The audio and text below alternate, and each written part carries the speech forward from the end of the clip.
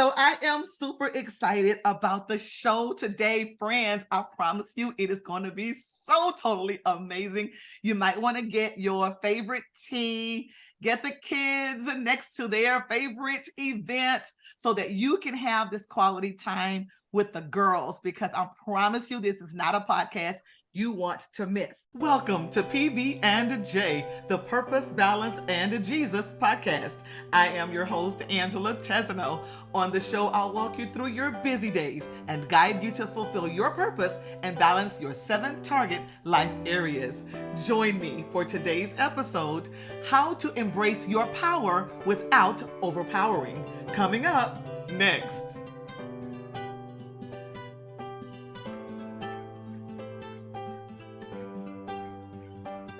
We're going to deep dive about the topic, but not without my special guest today, Stephanie Blamires. Let me tell you all about her.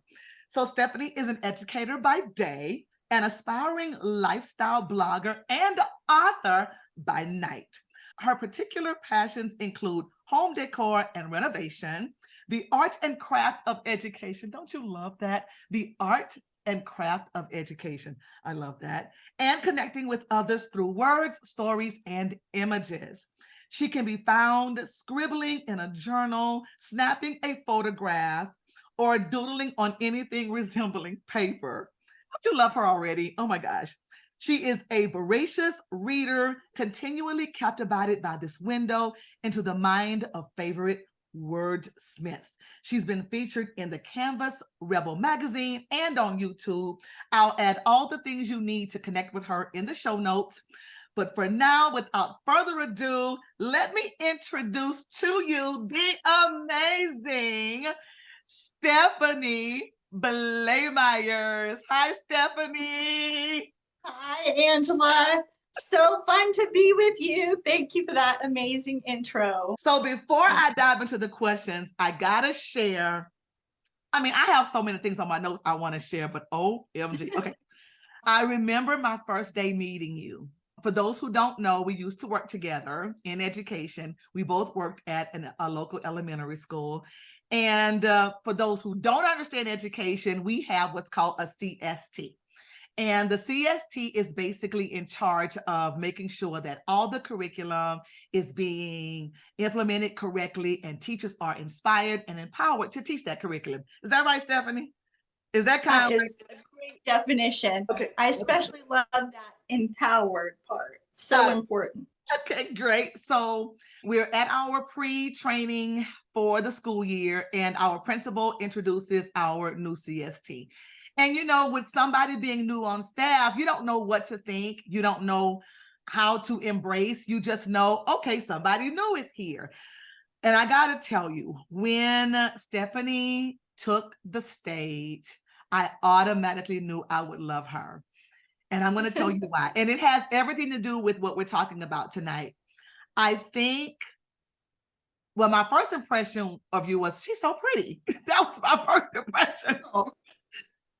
So funny to be educated. I'm just saying. And then when you started talking, I knew I would love you. And one of the things that really captivated me the most was you didn't take the opportunity on that particular stage to say how great you are. You didn't take the opportunity to say, you should listen to me because I'm in charge. You didn't do any of that. You shared your story.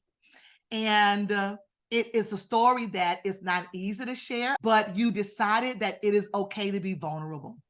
And I can say it wasn't just me. The room filled with so much relief, because even though the details of the story weren't as important, it was, she's real too. She's a person too. She's human too. And you created that space, and because you used the first opportunity to connect, to be vulnerable and share your space, to me, it created a long-lasting opportunity to listen to what you had to say, no matter what it was about. It could be about what new implementation we would use on teaching division, or it can be the next thing we have to do because our district wants us to.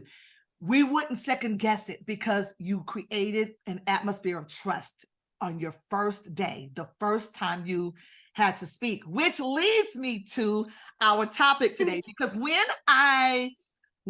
I thought about this topic on temperance and how to empower without overpowering, you were the first person that came to mind.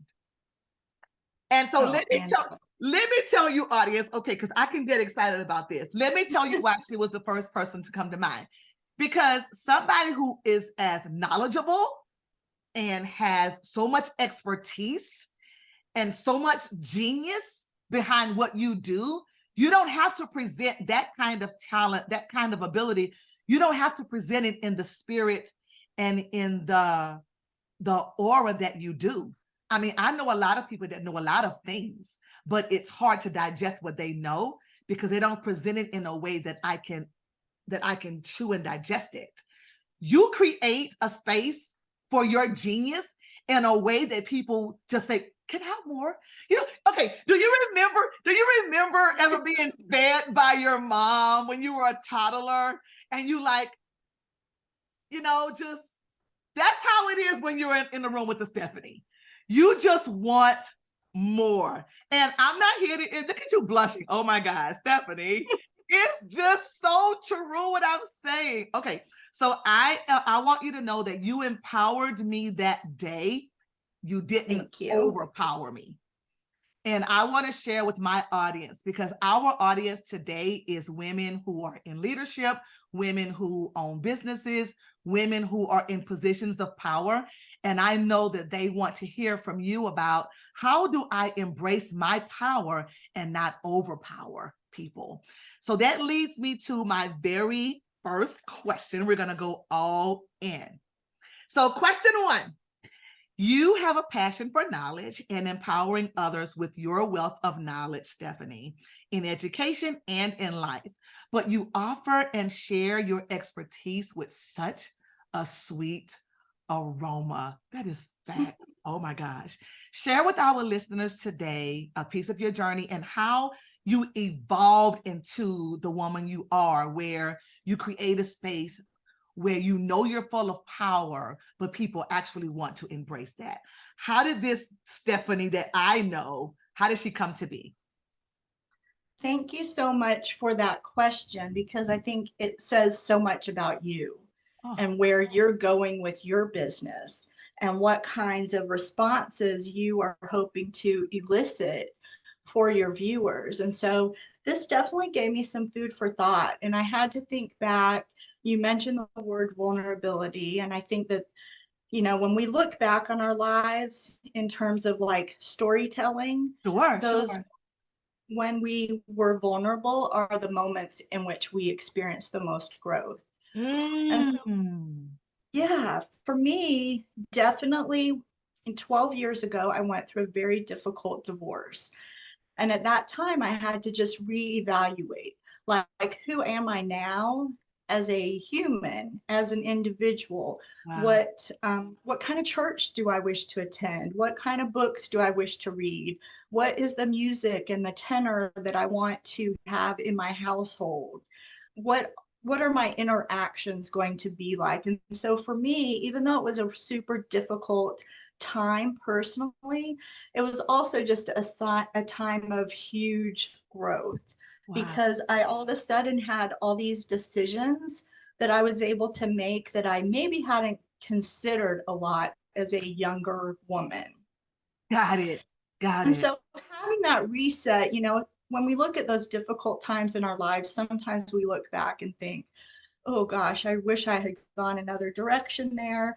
But for me, that has been an important and empowering part of my journey, because it just made me aware that when we go through something publicly, like there's no way to hide that you're going through a divorce. Right. And so a lot of our lives as humans is lived privately, but then there can be these moments where all of a sudden our life is kind of out there and it's open for public consumption. And I think we really have the opportunity to define who we are in those moments. Wow. Nobody else does it for us. And when you grab that opportunity, it is very empowering. And so I feel like just part of my mission as a woman and as a human being since that point has been to help others recognize that when they're going through something difficult, that something exceptional, extraordinary, amazing might be just around the corner, and that I it's love their that. decision in those moments that is going to change their trajectory. And I so for love that. me, I love that. I love that. So, and this is going to lead into our very next question, but what I'm hearing is that, oh my gosh, okay, I should have brought my tissue with me because y'all know I'm a crybaby. So for you, your first priority in any stage is not telling how much you know. Your first priority is creating a space to let the person under the sound of your voice know that they're heard, that they're understood, and that it's going to be okay, whatever it is. Because I think what you're saying is what's more important than what I'm about to say is them. And once yes, I give them a space to be authentic and real and vulnerable, once I give them that space, they may be more open to hear whatever it is I have to say. Is that true? that's absolutely true. I believe in a concept called relational capacity. It's been around in the educational world for a while, but also in private business. Okay, And okay. it's kind of this idea of the way in which you can accept information from someone is limited by your relationship with that person. So if What? you don't have a deep relationship, you're less inclined to internalize, even if they are sharing something that is so valuable to you and Okay, could really help you. If you okay. don't have that relational capacity, there is a ceiling there. Wow. So for me, when I think about creating a safe space, whether that is in a classroom, a professional development, teaching Sunday school at church, presenting in a larger forum, is to be open, to share a little bit Wow. of my story. Because, that's at its core, I think that's who we are as humans. Sure, From the time that we're little babies and learn to speak as toddlers, we want to tell stories and sure, we want to sure. share stories. And it's Aw. part of how it's really part of how we build community, we build families that way. Yeah. And I think it's no different in the workplace, that it's really Wow. important to build those relationships and to be open so that people feel like, I trust you. It can't be fake though. There has to be that feeling of authenticity. And I think when Sure, we share our personal stories, that sure. just naturally comes out. That's It good. resonates. People, when they hear truth, they know it to be true, and Yeah. they're able to go from there. And then, they give back in that same way. And all of a sudden you're building towards something that you didn't even know was possible an I hour love it. ago.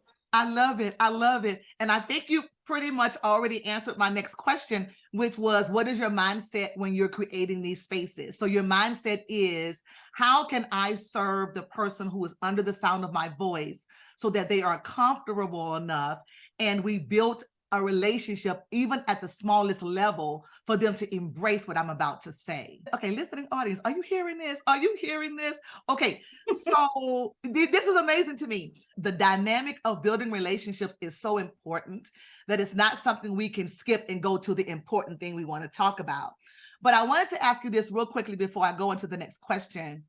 What kind of personality should a person listening work toward to automatically go to, I want this conversation to be about you and not about me? I mean, everybody can't be a Stephanie. Everybody can't be Stephanie, but it's something that we can work toward becoming. What would be one step that they can do to embrace that kind of notion? That's an interesting question. I think maybe to take down the barriers of the buckets. And kind of in this case, I would say there's like the extrovert bucket, like Angela Tesno, she is in the extrovert bucket, right? For Your sure. personality is big, you're happy, you're excited. We all can identify that group of people, and these are very effective communicators. We're naturally drawn to them. And Okay. then we have this other bucket, more introverted. I actually tend more towards this side. Um, Wow. yeah, I do. And within my family dynamics, I would say that's definitely true as well. Okay. But do those labels serve in the case where you're trying to just build capacity for working together? Maybe Okay. it works at the beginning for people to understand, here's where I'm coming from, here's my background, here's where I'm coming from. But what we're really seeking is common ground. And that can be in the Hmm. slightest little area, a favorite book, a favorite movie, a song, you know, the last thing that you took a picture of on your phone. Like these are all things that in our modern era with media and Yeah. technology, Yeah. there's a low threshold. It doesn't scare the introvert, but it still interests the extrovert. I So love I think that. finding that kind of low threshold activity that initially gets people involved, gets them talking, and so that they realize I'm going to have a voice in this conversation. No voice is more important than another. And I think that that's part of a hurdle of being a facilitator is thinking, oh my gosh, how am I going to get all these voices in the room? And I don't just Yes. want to be a person on the stage. How do Yes. I get that engagement? For me, that's been something that's been effective. I love that. Common ground. Find common ground. I'm going to so use that because I have such a big personality. I don't want to overpower the next person and they feel small because I'm large. I want to connect with them too. So if we're in a meeting, if I'm connecting with women and we're talking about business, I don't want that small voice in the corner to feel like I don't belong here. Right? Mm-hmm. That goes into my next question. My next question was about the top 5 reasons keep people from embracing their power or misusing their power. I did give a lot of thought to this question Okay. because I had never considered it in those terms before. I had considered it power from the standpoint of why do some people want it and others don't want it, Okay. but not necessarily from this standpoint of what keeps us from going for that power and what causes us to misuse that power. The first one that I wrote down is fear that they will not be accepted for what they have to bring to that leadership table. Okay. Okay. And I think that especially as women in the workplace, this is a really strong trait. One of my favorite books is The Element by Ken Robinson. Okay. He's also one of my favorite TED Talk reads. The woman's story of deciding at an early age that she wanted to attend Cambridge and just like seeing all those barriers and thinking there was no way that that was going to happen. But her mother started researching with her and visiting the campus, and she Okay. ended up getting a scholarship. And later, this person became Mrs. Huffington, who started Huffington Post and other things. What? And so, to me, like that fear was something that she did not have. So, to me, she's an exemplar of a woman who says, "This is my path. Okay. I want to do XYZ, and this is what I want to do to get there." So I think just for a lot of us, fear is that first factor that we are afraid that we are not going to be able to succeed. Okay. Okay. Lack of confidence kind of goes along with that. That was my second one. The one that I landed on the most, two things, was that they had not had a mentor who was influential in building their capacity and believing in them. And the other is Ooh. that they can't identify what talents they inherently have. Like sometimes in our society, we feel like we want to be humble. Does that go against if I'm noticing or recognizing what my talents are? Yeah. Am I a braggart? Am I Come you on. know, Yes.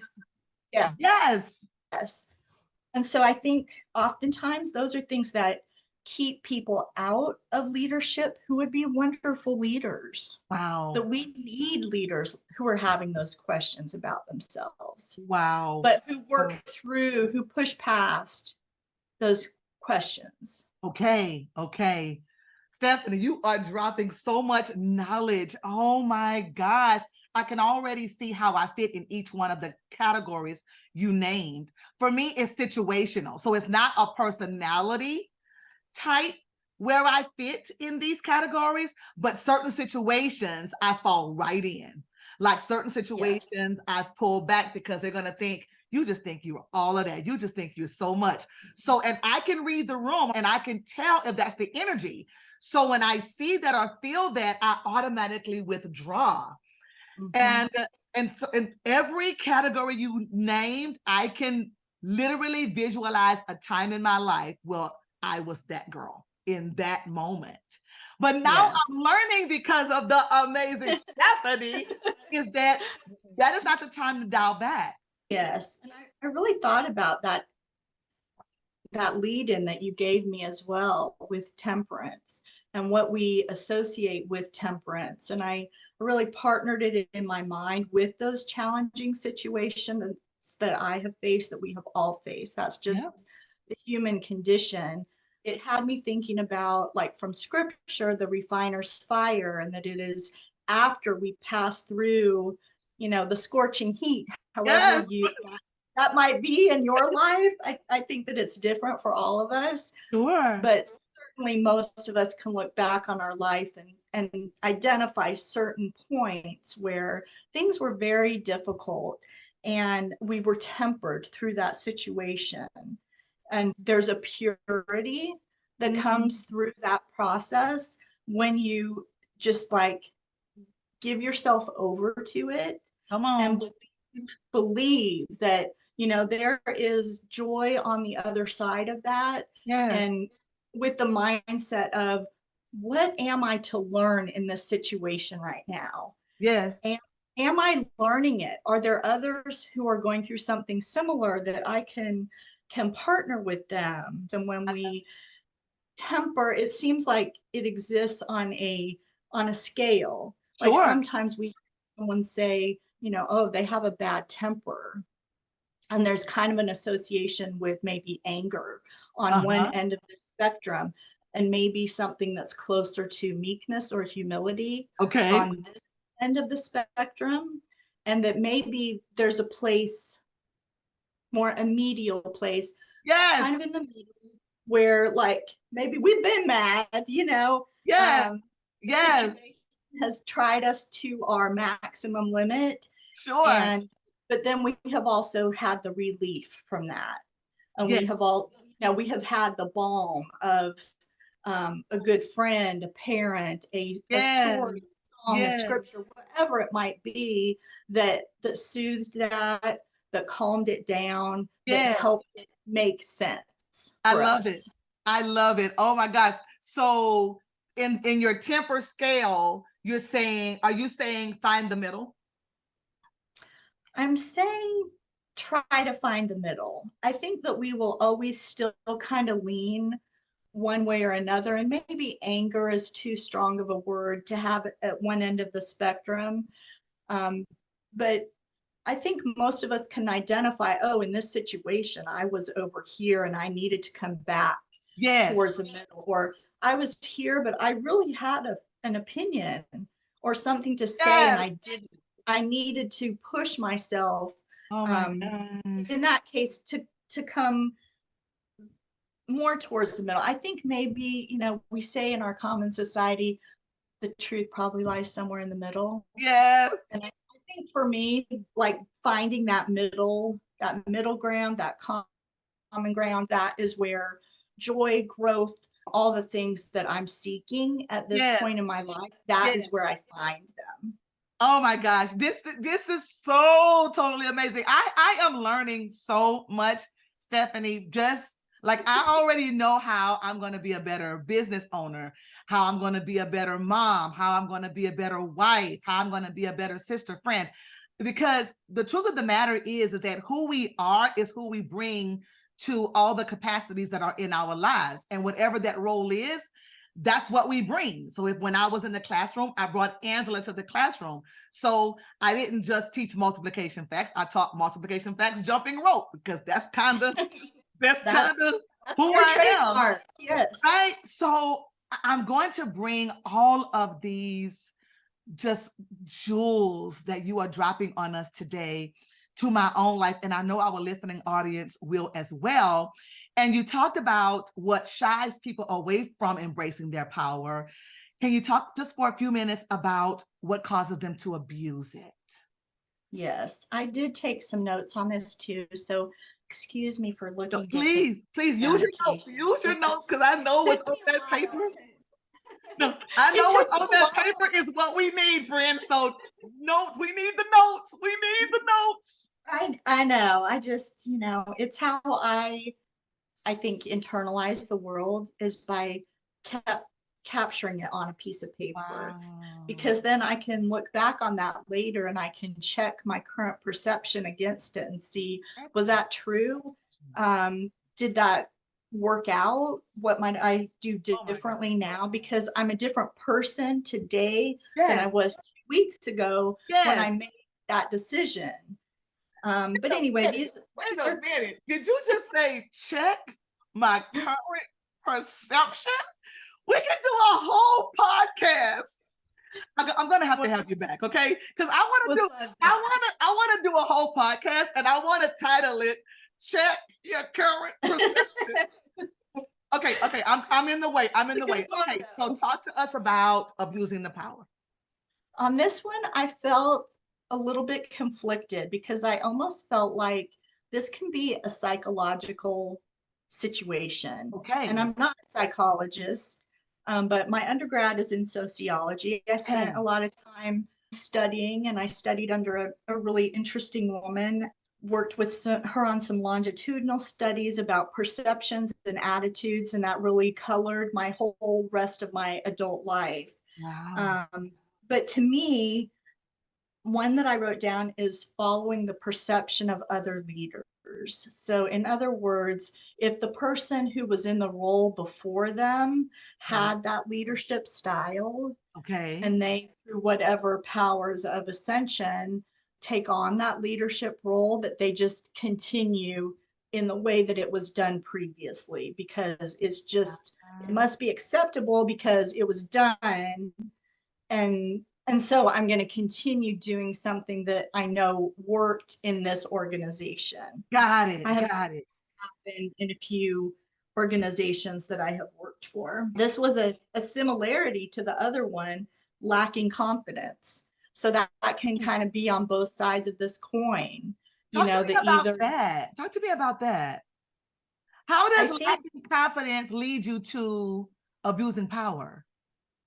I think sometimes, and we can probably all picture that person we've encountered, where it feels like they're compensating. So they are truly in their heart, they are not confident, but they appear as very, very overly confident.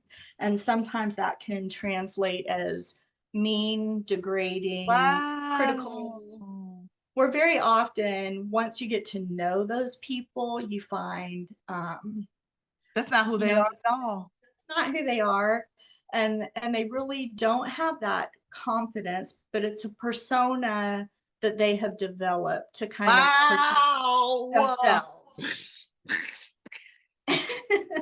This is where I say there's some psychological stuff here that I'm not 100%, comfortable in, because I'm not a diagnostician. It's just my observations as a person who's worked in education. I've worked in private industry. I've worked in a college setting. There have been a lot of different arenas in which I have worked over the course of many years, and I see these similar characteristics time and time again. Another one, I felt like this is the opposite of temperance, which is temptation. In other words, once the power is earned, given, received, whatever, that then it's a temptation to that person to be the person on the stage, to be the person earning a lot of money, to be the Wow. person making the rules. And so again, when considering that scale, you know, they get too far over here, whatever you define this edge as being, Yeah. they've gone too far to that realm. The first analogy you gave about the person who is just leaning toward something that they're not because they do lack confidence. And then there's this other person who gets a glimpse of that power and they love it and they don't want to let it go. And so they just want more and more and more. And that leads to the overpowering. There's no temperance there, because the only thing they have in their mind, I just want more of what I felt. Because isn't it true, when you are in a position of power and you do have authority over something, someone, some space, it is self-gratifying to a certain extent, right? Sure. It validates you, it makes you feel seen, it makes you feel heard. But we, especially as women, because we have such a capacity to connect, we have to keep that in check, right? We have to keep that under subjection so that it doesn't turn into something that people reject. Can you talk to us about how to make sure, what are the indicators or the red flags that I need to focus on, or actually at least see, so that I don't be the person who I'm just, walking into a fake part of me because I do lack confidence, right? Or I'm loving this attention, I'm loving this, power. I want a little bit more of it. How do I check myself? And I know that wasn't on your list. I'm so sorry. I think an important question to ask yourself always is, how connected do I feel to the people that I'm meant to be serving right now? Because I think in whatever role, like, we kind of associate the word serve with like volunteer work or church work, but I really see it as a universal term for all of the work that we do in our families, in our workplace, in our neighborhoods. What are we here for if not to serve one another? Yes. Serve one another towards that common purpose, that common goal. And so I think what happens a lot of times with organizations and top leadership in organizations is that the very thing that got them to the top, they forget once they're there. Wow. And so, for example, in the educational setting, I recently recommended to our leadership team that instead of going and doing walkthroughs, which for those of you who are not educators, this is very different from the corporate world. It's where, leaders in the building come through your classroom unannounced and evaluate you and give you feedback about what you're doing on all kinds of levels, from curriculum and delivery to classroom management. It's very challenging aspect of education. Maybe that instead of doing that, we should go teach their classes while they get to go observe someone else. Oh my gosh. And to me, these are some of the changes that people who want to serve might want to make. Because how can we truly have empathy for what a teacher, a coworker is going through in their day if we don't experience it for ourselves? And that's not always possible, but certainly in the realm of education, it is possible. Yes. It's a shift in paradigm of moving away maybe from so much top down to more partner. What we are wanting here is to notice awesome things that are going on in classrooms and to replicate them as often and as beautifully as possible. And how can we do that? I don't know how you came up with it, and I know we don't have time to go into it, but that is genius, because it creates I can't take credit for it. I can't take credit for it.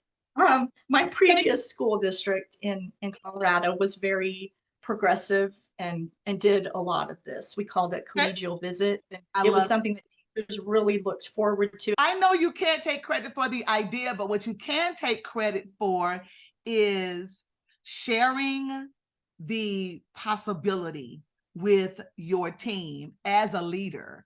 You can take credit for that, for inciting positive change and being brave enough to even open up the idea to something that is not even heard of. I've never heard of anything like that in my life.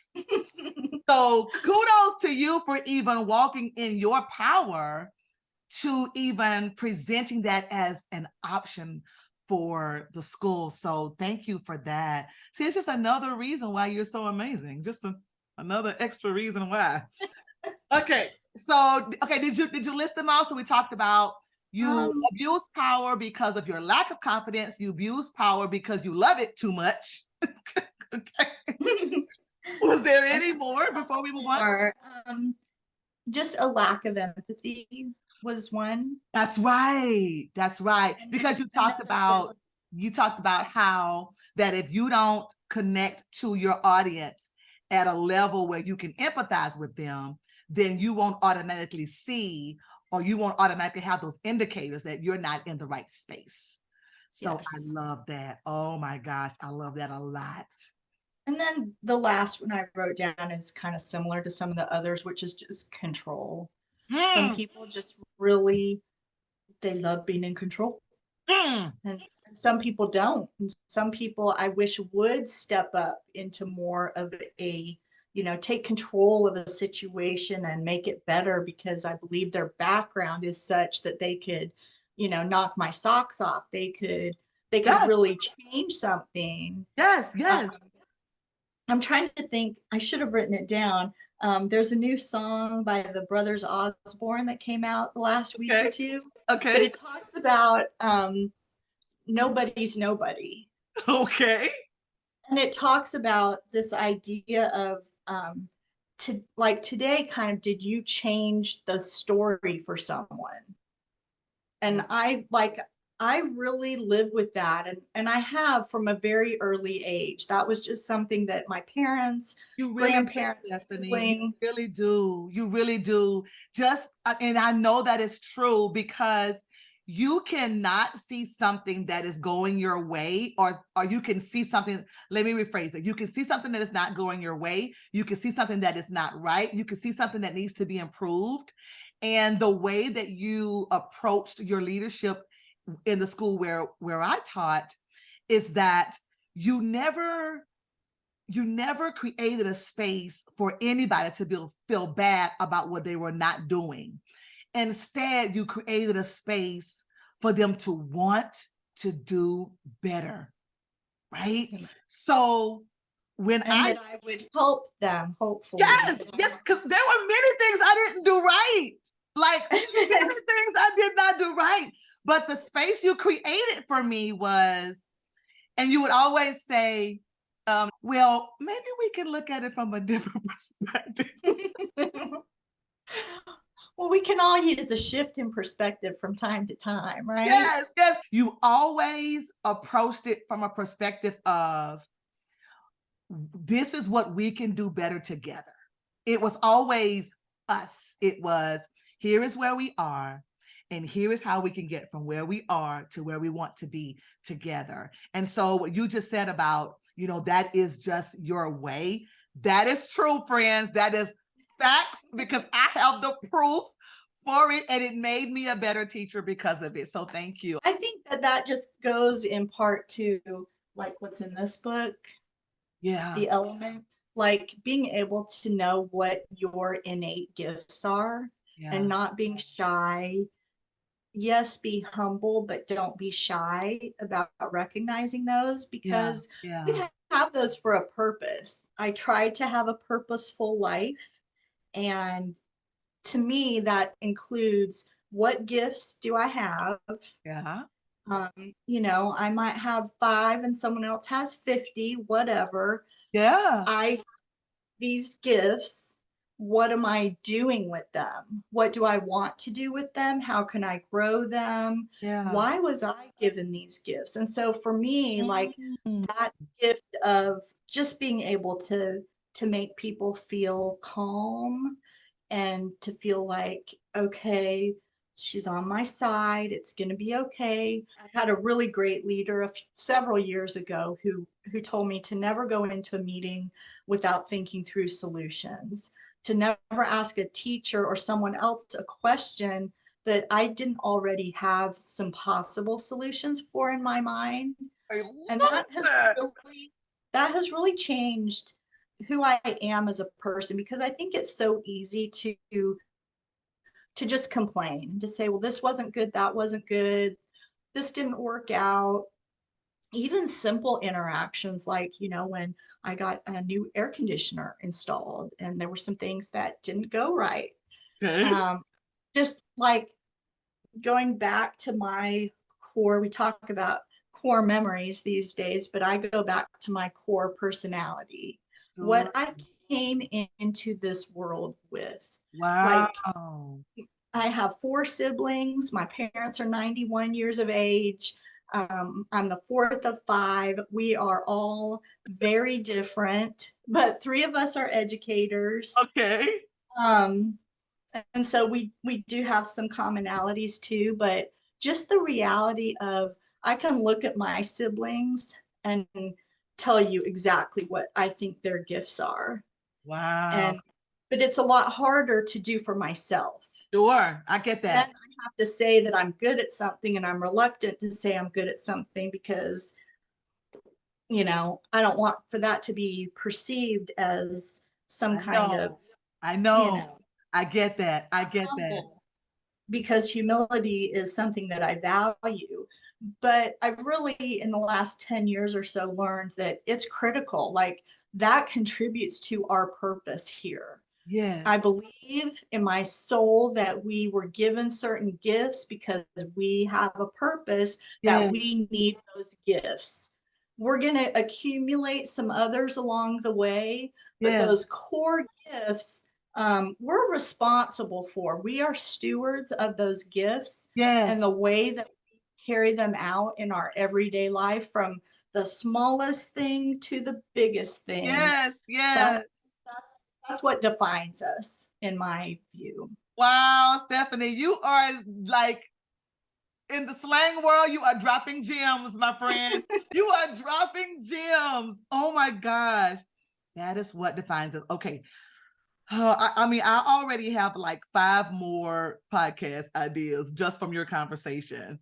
All right. So we're going to move into the personal development part. So our listeners love personal development. You've already Yeah, shared one with us. I love that one. How did you stumble upon the first one? I was looking at creative classrooms. I wanted to Ah, learn more about creative classrooms, and he okay. had a podcast on that topic, Okay. a TED talk actually. And so that was how I became introduced to him as an author. And so since then, I've just accumulated all of his work. So that is Ken Okay. Robinson, The Element. These are a few of my old favorites, these first 3, and then I have 3 that are newer current favorites. Okay. This one is just a great old standby, Daring Greatly by Brené Brown. It's, I love again, Brené Brown.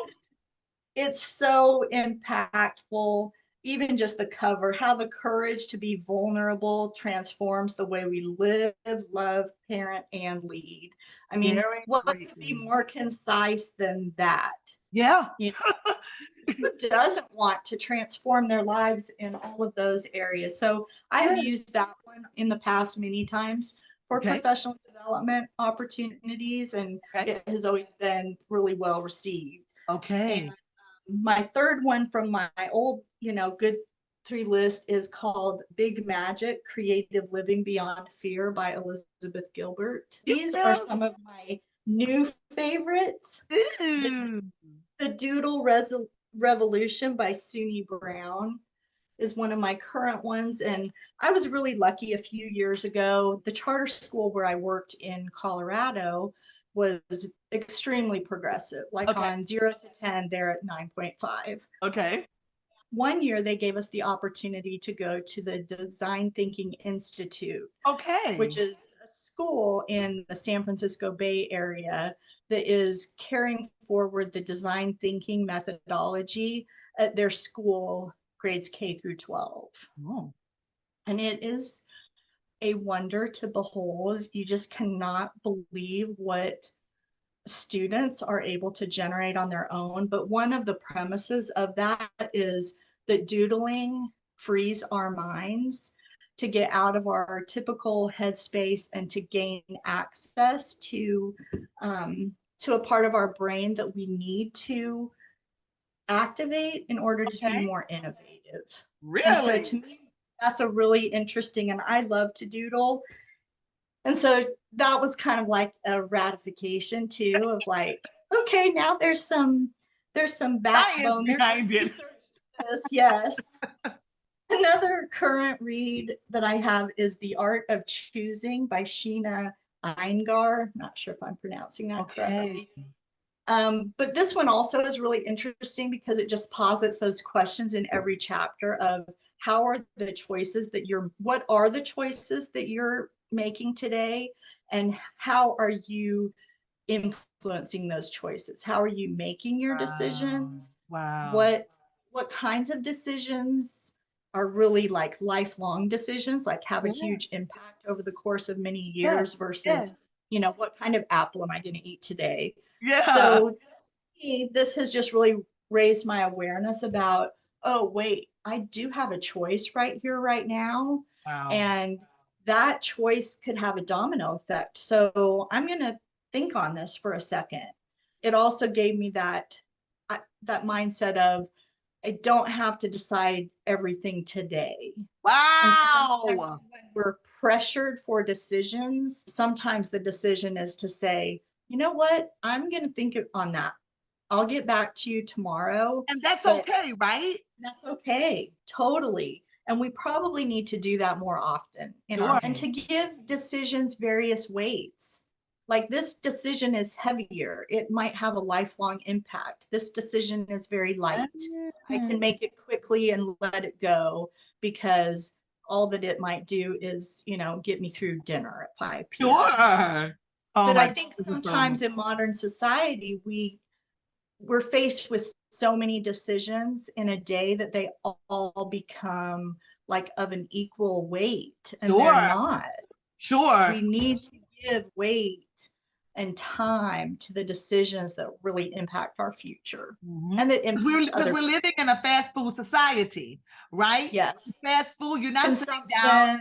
Right. You're not with life. What I mean by a fast food society is, to use a restaurant analogy, you're not making reservations at a nice restaurant first, making sure you wear something nice, get there on time, have your car, right, parked for you, and then you go in and they seat you, and then they give you the menu and an appetizer. Then you got to go through all 7 of these courses, and then like that process it takes time. Yes.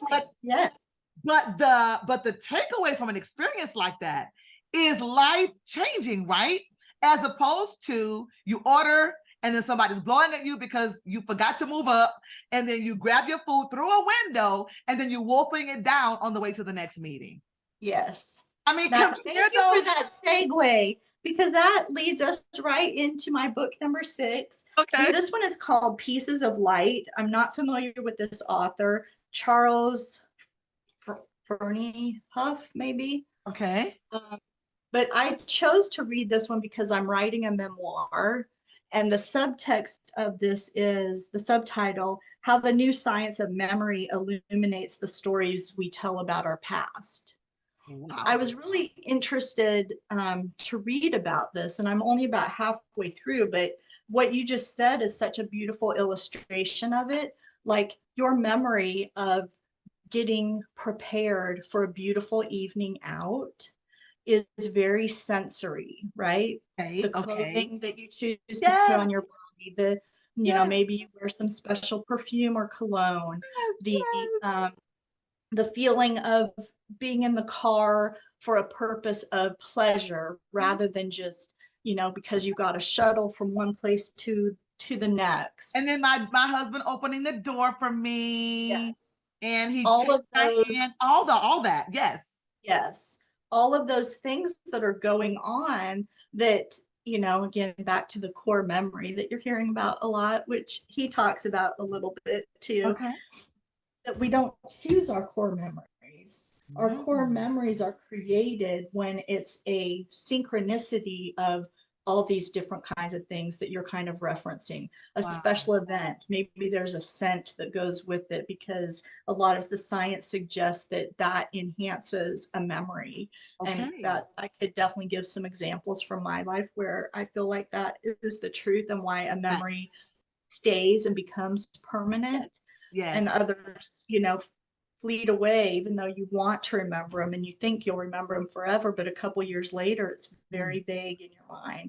Right. But all those details of the interactions in your scenario with, maybe the maitre d', if you're going to a very nice restaurant, was there music playing? What was the lighting like? What were the other guests looking like? As an empathetic person, I feel people. I feel their emotions. I can't walk past a table without getting a vibe. Okay.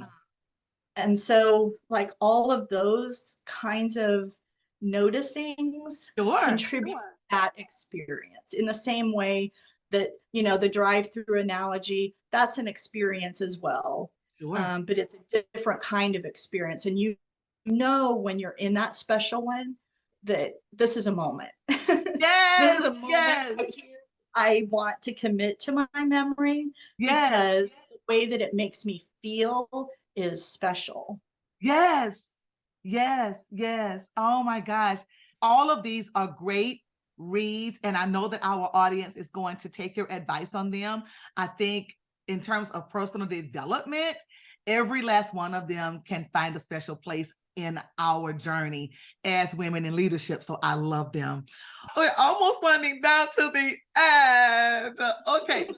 So the next question, we have 2 more questions left. And the second to the last one is there a teacher, coach, or mentor from your childhood that you want to tell our audience about that influenced you? What was it about them that lifted you up or inspired you to become the Stephanie that I know and love?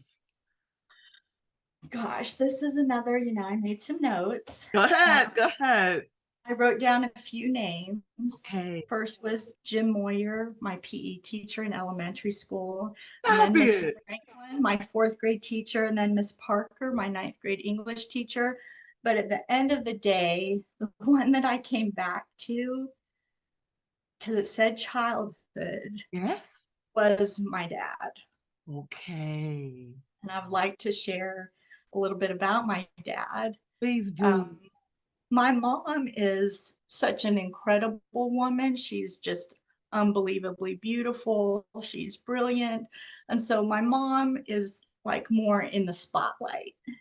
That's just kind of how it is. Yeah, that's the dynamic. I get that. Yes.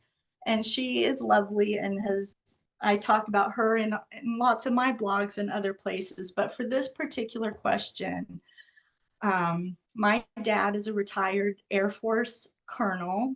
Wow. And so he, that's a particular demeanor. His workplace, now that I'm an adult, I can see what, a lot of the constraints and challenges were for him. Working in some very difficult positions at times. But my dad was my champion. Aww. My dad still is my champion. Oh my God. My parents are 91 years old, still living on their own. Wow. I'm so blessed.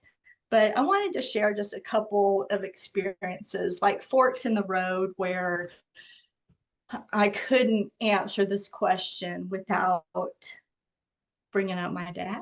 Come on. Oh, we are so here. We are here for it, Stephanie.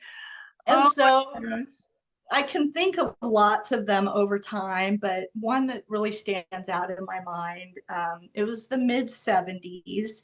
At the time, we were living in Fairfax, Virginia, and he was working at the Pentagon. And, you know, fortunately for our young ladies that these days, Title IX is for real now, but at that point, there was not a lot of sport for girls. Right. And there was a local group, the Fairfax Police Youth Club, it was called. It was like their first or second year that they were open for girls to participate in the sports. And someone at church, you know, had mentioned that his daughter was doing soccer. And Okay. like, I mean, I always loved playing with the boys, and, you know, in Yeah. the neighborhood, I Sure. could, you know, I could out kick, I could outrun. I, I loved that. And so my dad took me and got me signed up for soccer. And it was kind of like, oh my gosh, does this mean we're going to have a tomboy? And, you know, it was a different generation. For Oh, him, yes. it was very progressive, and it was very progressive for a dad to be involved like that. Like, Okay. this was typically more of like what the moms would do. Do you Got know it. what I mean? Yes, I And do. so I just, I ended up loving soccer and played for a lot of years. And even a few years after that, my PE teacher, who I mentioned earlier, called my parents and said, you know, why isn't your kid in gymnastics? And so they took that right away, you know, and got me on a private team. And like, to me, just again, it was the 70s. They had 5 kids that they were trying to provide for. Both my mom and dad worked at the Pentagon and were gone for a lot of hours every day with a tough commute. And Hey. just again, that word champion, like he was going to make sure that I got to do those things that I wanted to do. He was the one that came to school those, you know, couple times that I was called to the principal's office.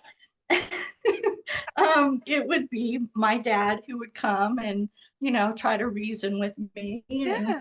Yes, try to yes. help me make sense of my poor decision. And later, when I was going through my divorce, he was like, I didn't know how they were going to receive my divorce because you know, it's probably part of why I stayed married for a long time, because it was just I believe in I marriage. And get that. so I get it. the antithesis was very, very challenging for me to even get my head there. I get that. Yes. I And when mean, I called, you know, and he answered the phone, and his response was just, we will be there immediately. We're putting your brother on a plane tonight. Your mom and I will be there tomorrow. What do you oh need my from us? Have a gosh. home with us whenever you want it, need it.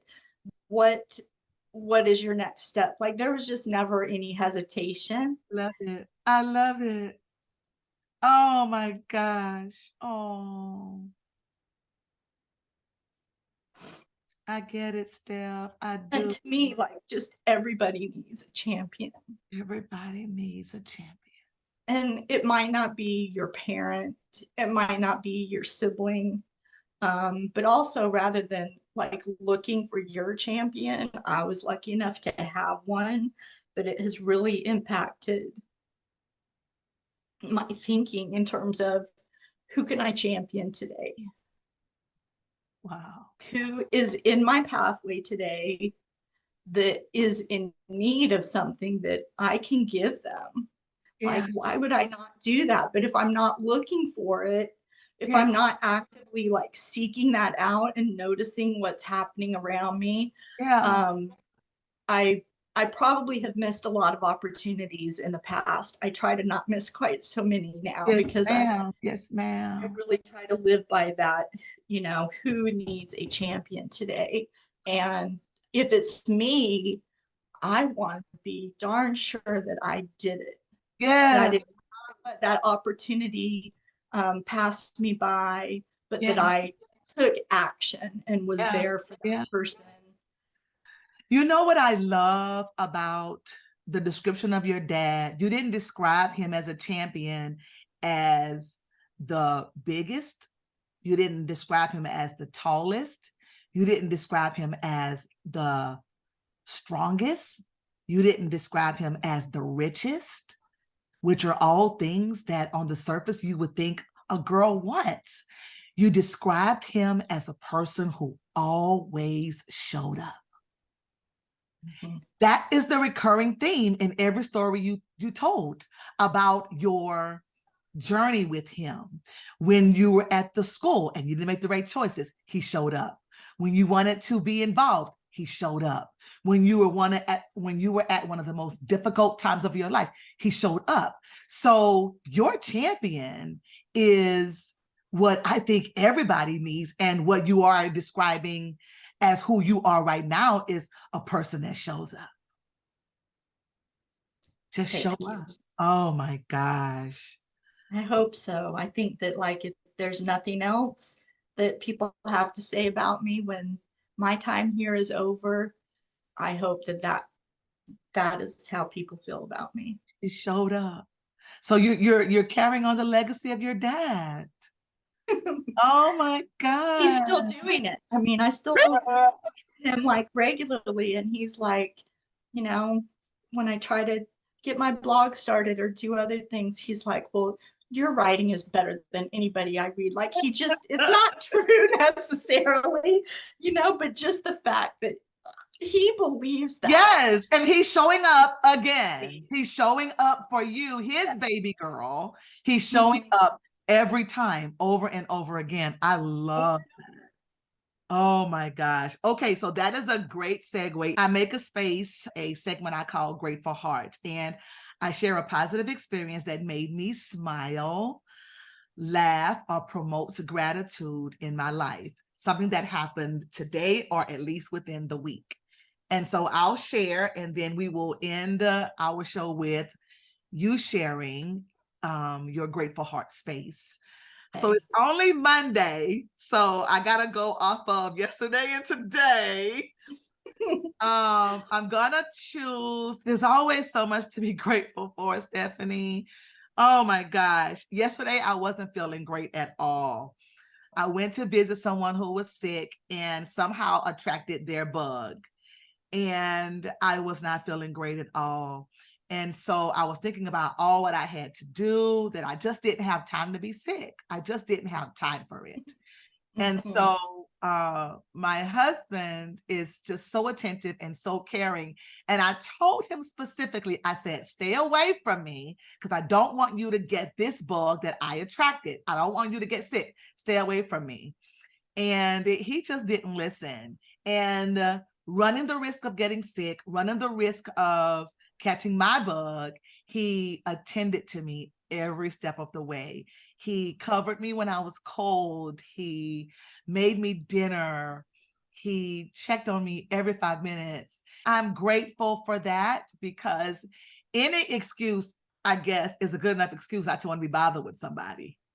He didn't use that as an excuse. He took care of me, even though it could get him sick. And I want to add, he did get sick. Oh, now you're taking care of him today. And now I'm taking care of him today. But that is my grateful segment for today. We will end with yours.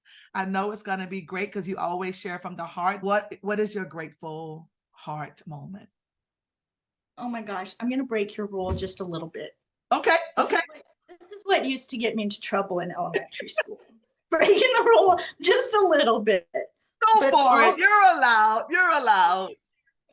Too, but I just feel like something happened to me recently that I just feel compelled to share. Okay. It's been I became really ill, like in the middle of the night. Oh. And I live by myself, and so I was super scared, and my sister lives nearby, but I didn't want to call her in the middle of the night, and she chastised me for that later. Yeah. But I drove myself to the ER, and by the time that I got there, I was feeling pretty rocky, and actually what I thought I was having a heart attack. Okay. The pain that I was having in my chest was just so severe. Oh my God. And I was just like, it was a very scary space to be in, and something that I had not experienced before. And my doctor walks into the room and we look at each other, and she's a parent at the school where I work. And in that moment, a calm came over me. Sure. I had that impression of like, God is in the details of our lives. And this is such an example of that, because here I am alone in an ER room, but guess what? I'm not alone. And she really, like, I think because she knew me a little bit, she really fought for me and, fought to get a surgeon involved in my case when she could have gone off duty and just left it at that and let it be gone. Sure. She didn't. She continued to hold on to that and to follow up. And I'm still grateful for that, because I'm still in the recovery process. And so it's still something. I didn't have a heart attack. I had something else. It's still something that's really on my mind. Sure. But just that lesson that, like, even when we think we're alone, somehow we're not. We're not. We're not. And I've been really, really grateful for that. I'll give you a more recent one too, if you want. Please do. Oh my gosh. Wow. Well, it's kind of related. So, people show up for you. And so I did end up having to have some surgery, and all kinds of people showed up for me.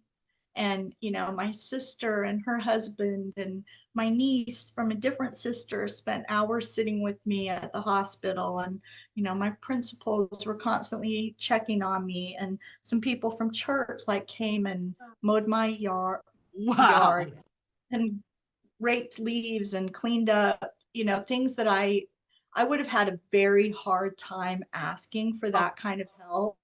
I really, independence is really, really important to me. Yes. And I do not like to rely on other people, but it was very humbling just to know that there are people who are right there, who are waiting. And that has really increased my gratitude, my grateful heart to know that there are people in my life who they will drop everything in a moment's notice to be there for me in whatever capacity I might need, including a very, very unexpected one. So I feel like my heart has just grown out of my chest in the past few weeks with all of the ways that I have been served and that I'm so grateful for. Grateful. Oh my gosh. Well, you said it publicly, and somehow they will see it and feel it and know that your thank you is not just in your heart, but you've shared with the world how grateful you are. And I think that means everything. Oh my gosh, two great stories. I cannot believe you're the ER doctor was someone that you actually knew. Like, that is, no, she was a doctor. That could be literally made into a movie. Oh my gosh, I love that. And it was a moment. I'm telling you, it was really. I mean, if that's not an indication that the Lord is with you, there is, I don't know of many that can actually prove that. What are the odds, at 4:30 in the morning on that night? At a hospital that's not even the closest one to my house. Oh my gosh. So many factors. Yeah. Did happen for that. But I think when we look back on our lives, when we're in that storytelling mode, when we look back on our lives, we can see that everything was connected. It was not just about me. It was what brings life, that sweetness that you kind of started with, is our connection, how our story gets connected to other people. Yes. Oh my God. Doesn't mean that much on its own. What an amazing way to end the show. I mean, someone you knew ends up caring for you in the hospital, and then your tribe picks up right where she left off and just takes care of you. Oh my gosh. And so there you have it, friends. I want to say thank you so much, Stephanie, for sharing your wisdom and your knowledge, your experiences with us. And so thank you for tuning in to the PB&J podcast. Now you can say you know the secret to the sauce, how to embrace power and not overpower. Stephanie, you have been an amazing addition to the PB&J family. And I just want to say, I know there's so much more for you to accomplish, and we are here for it. Friends, I will put all the ways that you can connect with Stephanie in the show notes of this episode, where you can reach her on social, how you can connect with her blog. Just stay connected to her, friends, because she certainly does have the secret to the sauce. Thank you so much, Stephanie. I appreciate you. And last thing I'll say is, it always helps to have a little PB&J in your life. Amen. Bye, my friend.